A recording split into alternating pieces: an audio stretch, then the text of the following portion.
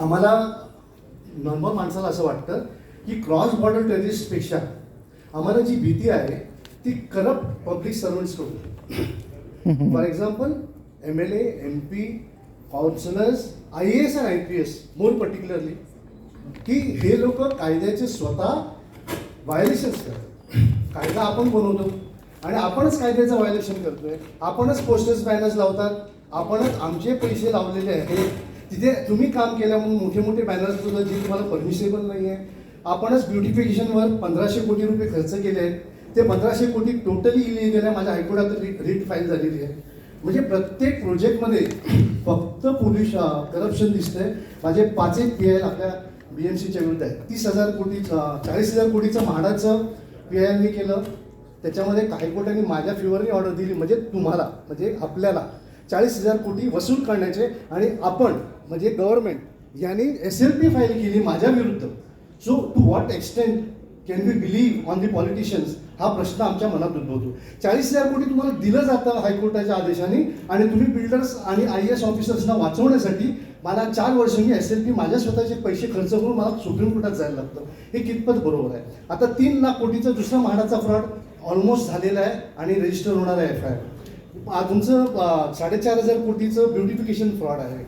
तुमचं बर्लीला पार्किंग स्पेसमध्ये total fraud आहे. माझं PIL फाईल झालेला आहे. अशा प्रकारे आपण म्हणजे एक MP, एक असेंब्लीचे आमदार आणि एक कॉर्पोरेटर ह्यांची रिस्पॉन्सिबिलिटी काय?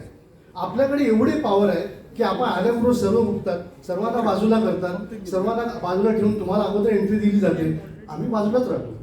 3 ते 5 लोकांसाठी आहे, पण आम्ही बाजूला राहतो आणि तुम्ही आत जाता आणि तुम्ही 2-2 तास तिथे बसताना आम्ही बाहेर करत असतो. हा जो तुमचा पॉवर आहे त्याच्याबद्दल आम्हाला ऑब्जेक्शन नाही आहे, पण तुमची रिस्पॉन्सिबिलिटी काय? एवढे फ्रॉड होतात तुम्हाला माहिती नाही, एवढे इलिगल काम होतात तुम्हाला माहिती नाही. कुठलंही इलिगल काम हे आमदार, खासदार, कॉर्पोरेटर आणि ॲडिशनल म्युन्सिपल कमिशनर आणि DMC यांच्या संगनमतानेच होते असं नॉर्मल माणसांचा एक अभिप्राय आहे.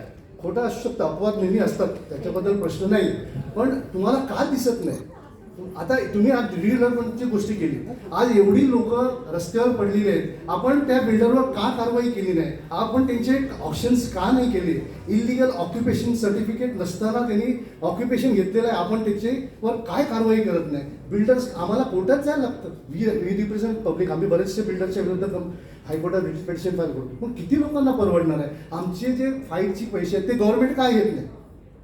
आज एक सर्वसाधारण माणूस म्हातारा झाला की त्याला कन्सेशन तुम्ही काढून टाकता आणि आमदार खासदारांना एवढे बेनिफिट्स आहेत की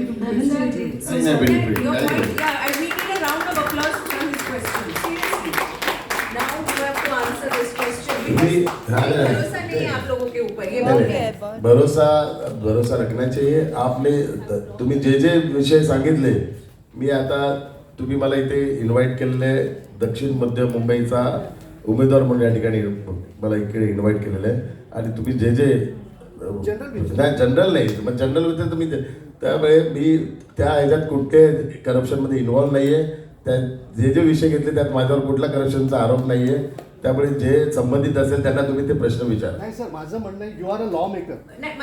तुम्ही लॉ मेकर ऑलरेडी आहे ना, लॉ आहे, सगळा लॉ आहे, म्हणून तर आपण कोर्टात तुम्ही फाईट करताय. पण ते आम्हाला कोर्टात का जावं लागतं हा प्रश्न येतो. बरोबर आहे, पण त्या माझ्याकडे ज्या ज्या गोष्टी असतात त्याच्यात मी न्याय द्यायचं काम करतो. सर माझं आपल्याला आपण पब्लिक रिप्रेझेंटेटिव्ह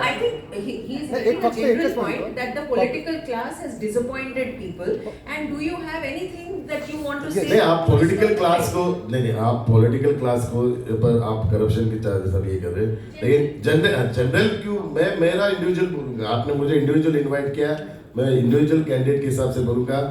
आपने जो इश्यूज रेज किए, जो पर्टिकुलर उस सब पर्टिकुलर इश्यूज में मेरा कहाँ पे भी इन्वॉल्व नहीं. मैंने सुनिए मैंने कहाँ पे भी करप्शन नहीं किया. तो मैं मेरा इंडिविजुअल के बारे में बताऊंगा. आप जनरल बोल रहे हैं तो जनरल में सब के बारे में मैं नहीं बोलूँ. मेरी जो रिस्पॉन्सिबिलिटी है, मेरे कॉन्स्टिट्यूंसी से रिलेटेड जो इश्यूज है, मेरे कॉन्स्टिट्यूंसी के लोगों को न्याय देने का मैं काम करूंगा और वहाँ पे करप्शन नहीं करूंगा. Sir as a representative, as a No, sir, now, I'm sorry.